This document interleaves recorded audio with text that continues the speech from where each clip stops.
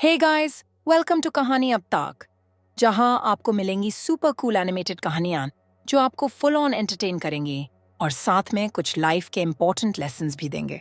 So sit back, relax और enjoy करो next level stories के साथ।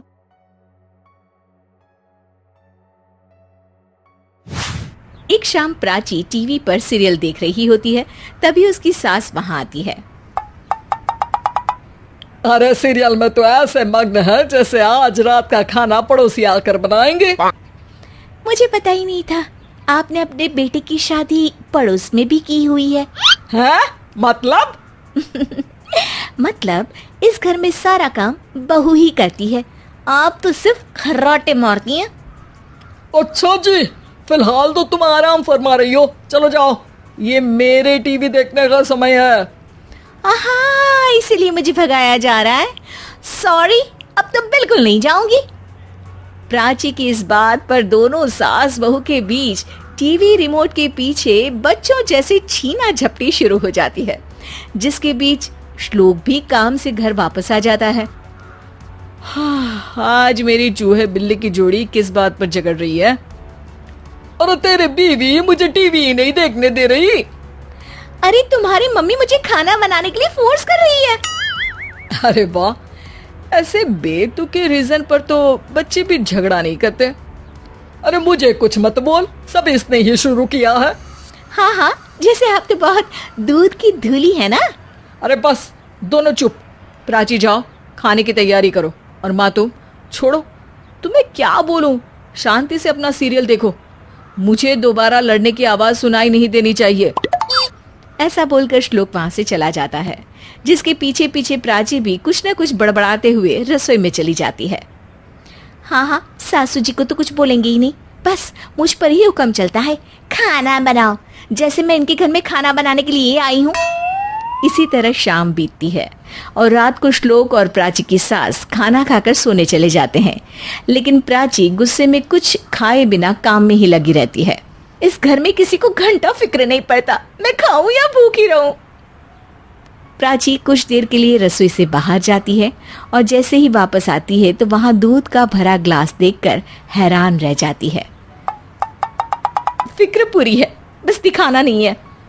प्राची दूध पीकर सोने चली जाती है और अगली सुबह एक बार फिर सास बहू का कार्टून नेटवर्क स्टार्ट हो जाता है। ये तुमने ही किया है। अरे अजीब जबरदस्ती है, मैं बोल रही हूँ मैंने कुछ नहीं किया। दोनों ने मिलकर पूरे घर को पागल खाना बनाया हुआ है। यहाँ कोई नॉर्मल इंसान तो रह ही नहीं सकता, इसीलिए अब पड़ोसी क्या रिश्तेदार भी घर आने से कतराते हैं।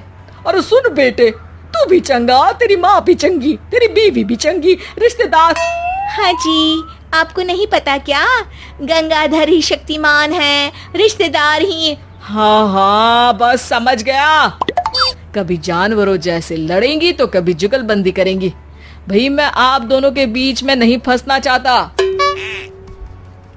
सास बहू की इस मनमौजी जोड़ी से परेशान होकर श्लोक अपना सिर खुजलाता वहां से चला जाता है।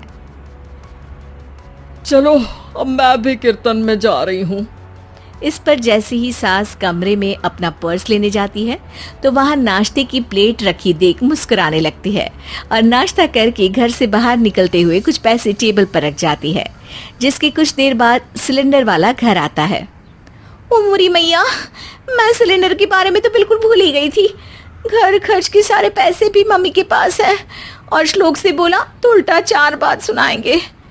प्राची ये सोच ही रही होती है कि अचानक उसका चेहरा चमक उठता है और वो घर में आकर इधर उधर देखने लगती है।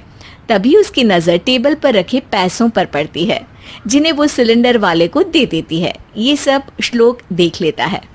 अच्छा बेटे, इतना बड़ा घोटाला, सबके सामने मैं तेरी दुश्मन और पीठ पीछे तेरी मेरी यारी।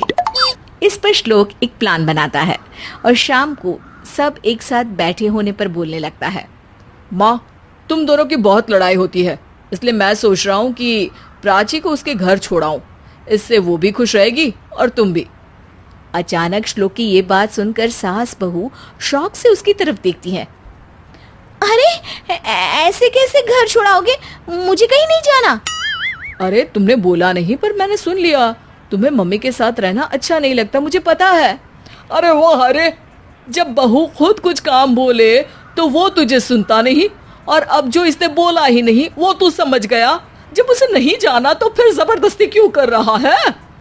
अच्छा, फिर आपको मौसी के घर छोड़ाता हूँ। बस अब आप दोनों एक घर में एक छत के नीचे नहीं रह सकती। मैं इस टॉम एंड जेरी की जोड़ी को और नहीं झेल सकता। है? ऐसे कैसे नहीं रह सकते? तुम्हें इतनी दिक्कत है तो तुम्हारा बोरिया बिस्तर पैक कर देती हूँ, लेकिन मम्मी जी कहीं नहीं जाएंगी। बिल्कुल यही सुनना था मुझे। अगर दोनों में इतना ही प्यार है फिर हर वक्त ये लड़ाई का नाटक क्यों करती हो? देखा मैंने कैसे माँ किचन में दूध रखती है और तुम उनके लिए कमरे में नाश्ता रखती हो, और कैसे वो पहले ही तुम्हारी दिक्कत समझकर घर में पैसे रखकर बाहर जाती है। अरे भाई, इतना ड्रामा तो डेली सोप में भी नहीं होता जितना तुम दोनों ने इस घर में फैलाया हुआ है। तू हमें टॉम एंड जेरी बोलता है ना, तो याद कर वो दोनों भी एक दूसरे को बाहर वालों की बुरी नजर से बचाने के लिए हमेशा सबके सामने लड़ते थे, लेकिन अकेले में दिक्कत के समय मदद भी तो करते थे। बस हमारा रिश्ता भी कुछ ऐसा ही है। और वैसे भी अगर सास बहू में तू मैं नहीं होती तो दुनिया वालों को कहानियां कैसे मिलेंगी?